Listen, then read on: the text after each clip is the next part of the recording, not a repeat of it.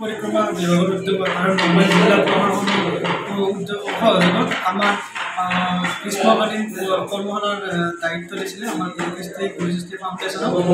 আচলতে ইয়াত 15 দিনৰ বাবে স্বাস্থ্য সংগীতৰ কৰ্মশালা চলি আছে আৰু আচলতে বিশেষকৈ ক'ব গ'লে নলবাৰীত মানে আমাৰ স্বাস্থ্য সংগীতৰ ল'ৰা ছোৱালী বহুত কম হয়, তথাপিতো ইয়াত আমাৰ 25-30জনমান হৈছে। এইখিনি আমাৰ সৌভাগ্যৰ কথা।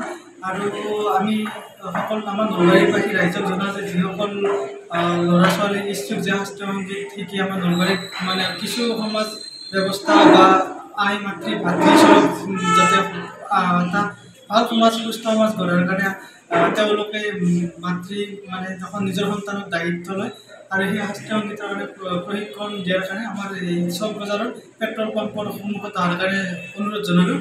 আৰু আমাৰ 21 তাৰিখে আমাৰ বিভিন্নজন ব্যক্তি আহিব। সেইদিনা আমাৰ এটা সাংস্কৃতিক অনুষ্ঠানেই হ'ব আৰু আপোনালোকে সকলোৱে আহিব বুলি আশা থাকিল।